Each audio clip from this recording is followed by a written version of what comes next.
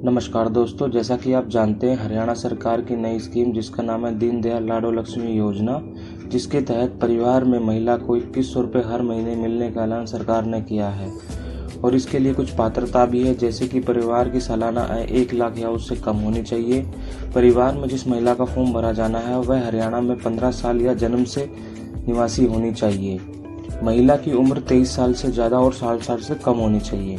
तो इसका फॉर्म कैसे भरा जाना है उसके लिए हम स्टार्ट करते हैं। तो जैसे ही हम लाडो लक्ष्मी योजना की ऐप खोलते हैं तो हमारे सामने 9 अंकों का कॉन्टैक्ट नंबर डालने का ऑप्शन आता है। इसमें हम अपना मोबाइल नंबर डालेंगे और एक मोबाइल नंबर से हम 3 फॉर्म भर सकते हैं। तो जैसे ही हम अपना नंबर डालते हैं और लॉगिन करेंगे वैसे ही हमें 4 अंकों का OTP दर्ज करने का ऑप्शन आ जाएगा। जैसे ही हम अपने नंबर पर OTP प्राप्त करेंगे और यहाँ पे 4 अंकों का OTP डालने के बाद इसको जो बटन नीचे आ रहा है जमा करे पे जैसे ही क्लिक करेंगे तो हमारे सामने कुछ इस प्रकार की ऑप्शंस खुल के आते हैं। इन ऑप्शंस में से जैसा कि हम देखते हैं टोटल 5 ऑप्शन है, जिसमें पहला ऑप्शन है पात्रता जांचने का, जिसमें हम कुछ बेसिक डिटेल डाल के यह पता कर सकते हैं कि ये जो महिला जिसका लिए हम पात्रता चेक कर रहे हैं कि वह इस स्कीम को लेने के लिए पात्र है या नहीं।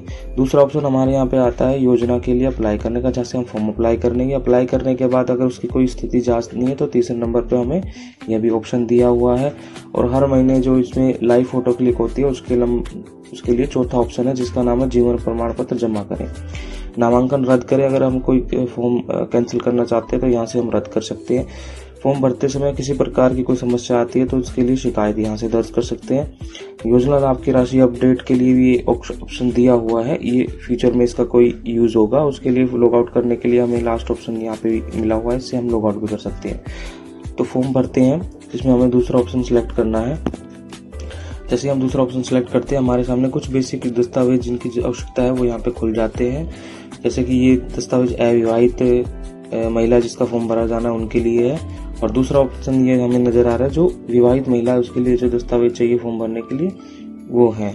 जैसे हम आगे बढ़ते हैं तो हमारे सामने कुछ 6 प्रकार के चरण यहाँ पे लिखे हुए हैं, जिसमें पहला चरण है आवेदिका का विवरण, जिसमें जो बेसिक डिटेल्स नाम डेट ऑफ बर्थ वगैरह होती है वो हम डालेंगे। दूसरे चरण में आवास का विवरण, जैसे कि वो यहाँ जन्म से रहते हैं या 15 साल से रह रहे हैं या शादी के बाद रह रहे हैं। तीसरा चरण है परिवार के सदस्यों का विवरण, जिसमें परिवार के सदस्यों के नाम हम यहाँ पे लिखेंगे।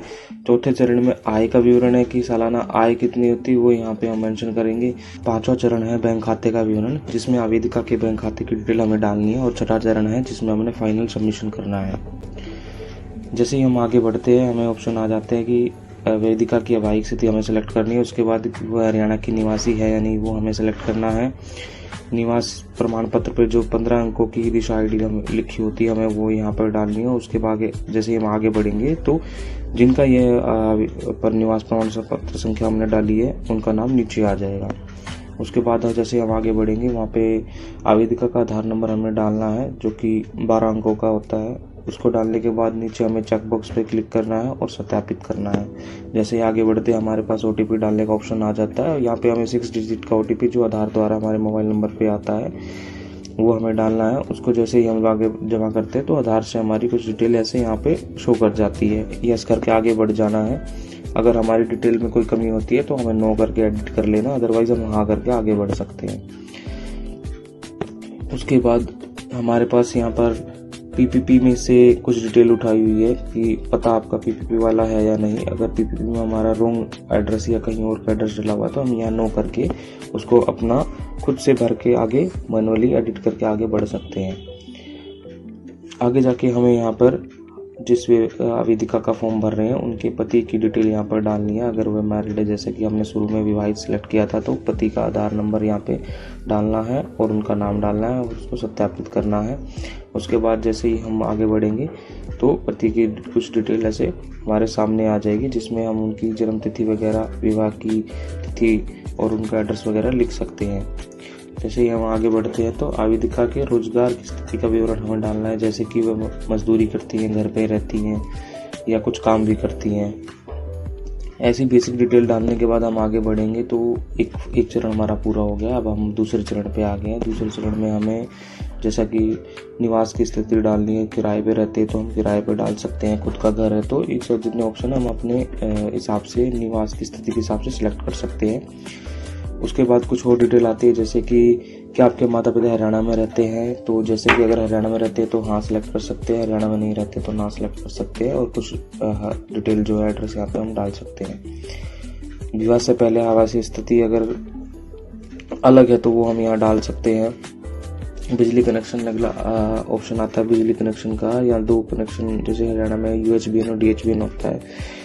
बिजली के बिल पे हम देखेंगे कि अकाउंट नंबर लिखा होता है, वो हमें यहाँ पे डालना है, उसको सत्यापित करना है। जैसे ही हम सत्यापित करेंगे उपभोक्ता का नाम और वार्षिक बिल जो हमारा बना है वो नीचे शो कर जाता है। इसको हम आगे जमा करने के बटन पर क्लिक करके आगे बढ़ेंगे। उसके बाद तीसरा चरण आता है जिसमें हम कुछ सदस्यों की संख्या डाल देंगे, जैसे कि पिता की जीवित तिथि चुने। अगर पिता जीवित है तो उनके आधार कार्ड और उनका नाम हमें डालना है। अगर मृत है तो उनकी हमें जो है मृत्यु की तिथि जो है वो डालनी, जैसे कि इनकी यहाँ पर इनकी सास की मृत्यु हुई है तो ये उस हिसाब से डिटेल डाल रहे हैं। आगे बढ़ते हैं। चौथा चरण हमारे पास आय का आता है। इसमें ससुराल पक्ष की आय का विवरण भी हमें देना है, जैसे कि पति की वार्षिक आय रुपयों में और सास की वार्षिक आय रुपयों में, जैसे कि हम यहाँ डाल के इसको आगे बढ़ते हैं। परिवार के अन्य व्यक्तियों का चयन करें जिसके आपके पास वाहन है, जैसे कि आपके पास या आपकी सास ससुर के पास, किसी के पास या पति के पास वाहन है तो वो हम यहाँ पे सेलेक्ट करके उसकी वाहन की डिटेल यहाँ पे आगे डालनी है। और वाहन की डिटेल डालने के बाद जैसे हम आगे बढ़ेंगे तो ये हमारा चरण कंप्लीट हो गया है। अब हमें 5वें चरण पे आना है, जिसमें हम बैंक खाते की डिटेल डालेंगे। ये बैंक खाते की डिटेल हमें केवल आवेदिका की ही डालनी है, और bank account number IFSC code डाल के और बैंक का नाम डाल के हम आगे जैसे ही बढ़ते हैं तो हमारा यह चरण कंप्लीट हो जाता है। इसके बाद हमें आखिरी चरण जो छठा चरण है उसमें प्रोसीड करना है, जिसमें कुछ इस डिटेल जो हमने पहले से भरी है वो ही हमें शो करती है।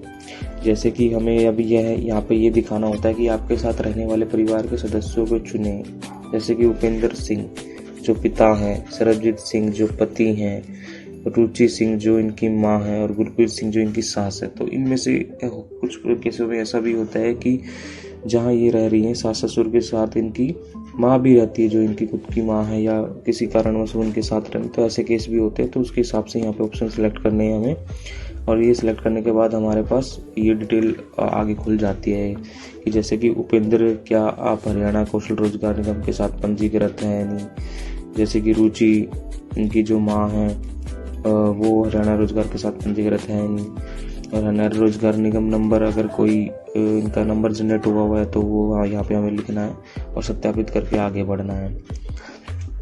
अब ये कुछ आवेदिका के विवरण की डिटेल आ गई है, जितने भी जो हमने शुरू में फॉर्म भरे थे और जो हमने संख्या डाली थी वो यहाँ पे शो कर रही है। और यहाँ पे लास्ट में हमें एक सेल्फ डिक्लेरेशन स्वयं घोषणा आ गई है कि भाई जो भी डिटेल हमने डाली है सही है गलत है। अगर भविष्य में ये गलत पाई जाती तो जो आवेदिका है वो उसके लिए स्वयं जिम्मेदार है। तो ये चेकबॉक्स जो मुझे स्वीकार है यहाँ पे क्लिक करके हम इसको जमा कर देंगे, और जैसे ही हम जमा करते हैं तो हमारे पास जमा आवेदन की कुछ इस प्रकार से इंफॉर्मेशन आती है कि ये कितने दिन में सत्यापित हो जाएगा।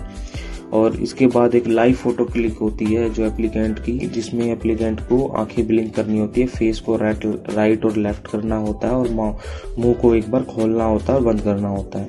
ऐसे ही लाइव फोटो क्लिक होने के बाद उसको जो फोटो डिटेक्ट हो जाती है उसको सबमिट करना होता है। जैसे ही हम सबमिट करते हैं तो हमारे पास ये आवेदन संख्या जारी हो जाती है। और हम इसको अब ट्रैक ऑप्शन में जब जाके देखेंगे आवेदन की स्थिति देखेंगे, जो तीसरे नंबर का ऑप्शन है, तो हमें यहाँ पे फॉर्म कुछ इस प्रकार से नजर आएगा जिसमें आवेदन की स्थिति फिलहाल सबमिटेड नजर आएगी। तो यह आखिरी चरण है, इसके बाद हमें कुछ नहीं करना है। ये आगे से जो भी है सरकार की तरफ से वेरिफिकेशन होगा और जो भी इंफॉर्मेशन है हम यहाँ से रेगुलर ट्रैक करके पता लगा सकते हैं। तो यह फॉर्म कंप्लीट हुआ। धन्यवाद।